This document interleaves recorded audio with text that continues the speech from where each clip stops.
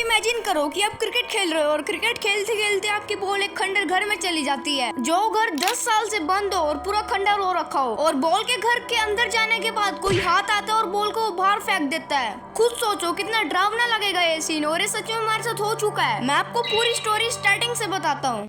तो ये बात है जब हमारी समर वेकेशन की छुट्टियां पड़ी होती है, जब बच्चे फोन से ज्यादा बाहर खेलने में इंटरेस्ट रखते थे। मतलब वो टाइम था जब अंकल आंटियां बाहर बैठते थे, गली में सारे वॉक करते थे, मतलब पूरा माहौल बना के, वो वाला टाइम था ये। मतलब उस टाइम पे हम गली में ही क्रिकेट खेलते थे, और आपको तो पता ही है गली क्रिकेट में कैसे रूल होते थे। जैसे जिसका बैट था उसकी फर्स्ट बैटिंग होती थी हमेशा, पता नहीं अपनी मर्जी से रूल बनाते रहते थे बच्चे उधर के। लेकिन हमारे यहाँ पे उल्टा ही होता था, क्योंकि जो बच्चा बैट लेके आता था वो सिर्फ फील्डिंग करता था। चलो मैं तुम्हें उसके बारे में थोड़ा बता देता हूँ। तो देखो, मैं उसका नाम तो नहीं ले सकता, लेकिन हम उसका नाम रख देते हैं करण। तो करण एक शाय बच्चा था और इसको कुछ पता ही नहीं चलता था। मतलब अगर हमने किसी के घर का कांच तोड़ी तो इसको पता ही नहीं चलता था कि कब भागना है। हम पहले ही भाग चुके होते थे और ये सोच रहे कि हम क्या कर रहे हैं, और इसी वजह से सारी डांट सिर्फ इसको ही पड़ती थी। और फिर पता नहीं क्यों जो करण की मम्मी थी ना, उसकी लड़ाई हमेशा उसी आंटी से होती थी जो अभी करण को डांट रही थी। ऐसे मतलब बहुत गुस्से वाली लड़ाई होती थी, और ऐसे कोई एक दो बार नहीं, हर बार इनकी लड़ाई होती थी। तो ये जो करण था ना, ये एक ऐसा बच्चा था, मतलब जैसे किसी को प्यास लग गया तो करण अपने घर से पानी लेके आता था, और मतलब अगर कभी नाले में बॉल चली गई तो करण ही उठाता था बॉल। कभी कभी तो उसमें बहुत दया आती थी, क्योंकि बैट भी यही लेके आता था और बैटिंग भी इसको कभी मिली ही नहीं, क्योंकि आए दिन तो कभी कभार एक अंकल आ जाते या फिर कभी किसी की खिड़की का कांच टूट जाता था। और कसम से उस टाइम पे तो बहुत ही ज्यादा गुस्सा आता था इन अंकलों पर। मतलब बच्चों को खेलने दो यार क्रिकेट तुम। कभी कहते मेरे सोने का टाइम हो गया इस टाइम पे, और कभी कहते हैं कि तुम दूर जाके खेलो। उस टाइम पे हम सिर्फ एक ही चैलेंज रखते थे कि मैच जल्दी कंप्लीट करने का, क्योंकि ये अंकल सिर्फ 5 PM को ही आते थे। लेकिन हर एक टीम में एक ऐसा बच्चा तो होता ही है ना जो सारे काम बिगाड़ देता है। हाँ, हमारी टीम में भी एक बच्चा ऐसा ही था, और उसका नाम था अंकुर। ये जो बच्चा है ना अंकुर, ये हमारी स्टोरी का मेन कैरेक्टर है, क्योंकि हर एक काम को बिगाड़ देता है, और सिर्फ इसी की वजह से हम कभी मैच कंप्लीट कर ही नहीं पाते थे। क्योंकि हर बार का इसका जब भी ये बैटिंग करता है तब कांच टूटता था, और अंकुर से हमेशा करण के घर का कांच टूटता था, पता नहीं कैसे। फिर इनकी मम्मी आपस में लड़ती रहती थी, और हाँ, करण की मम्मी की लड़ाई हमेशा अंकुर की मम्मी से ही होती थी।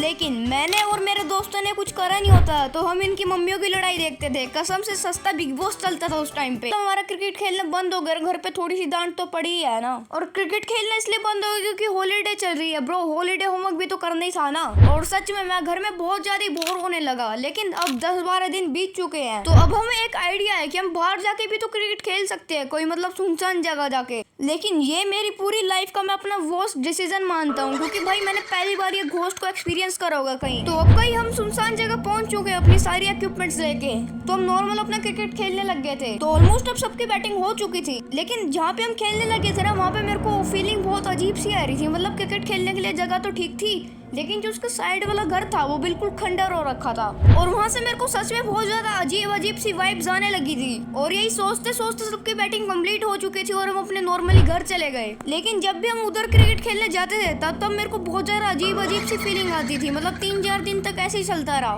तो मैंने फाइनली डिसाइड कर लिया था कि मैं अपने दोस्तों से भी इस बारे में पूछूंगा। तो मैंने उन्हें नॉर्मली जाके पूछा कि तुम्हें भी इधर से थोड़ी अजीब सी फीलिंग आती है, और उन्होंने भी सेम बात बोली, हाँ हमें आती है। मतलब मैं अपने कुछ दोस्तों से पूछ रहा था, मतलब बाकी तो गेम खेल रहे थे, मेरे पास सिर्फ 2-3 बच्चे थे। तो कुछ देर तक तो हम ऐसी बातें करते रहे, लेकिन हमने एकदम से देखा कि हम हार रहे हैं, तो हमने पूरा गेम पे फोकस कर लिया, और अब हम इस बात को भूल ही चुके हैं। और अब बैटिंग आती है अंकुर की, और फिर वही हुआ जो बिल्कुल भी नहीं होना चाहिए था, बॉल सीधा घर के अंदर चली गई। लेकिन फिर घर के अंदर से एक हाथ आता है जो बॉल को बाहर फेंक देता है एकदम से, और हम एकदम से पूरा डर गए कि ये क्या हुआ। हम सारे एक साथ खड़े हो गए कि ये एकदम से ये क्या हुआ, भाई कौन है इस घर के अंदर, इतने दिनों से हम यहाँ पे थे, हमें तो कुछ पता चला ही नहीं। और हमारे साथ सिर्फ करण नहीं था, क्योंकि हमने उसको पानी लेने के लिए भेजा हुआ था।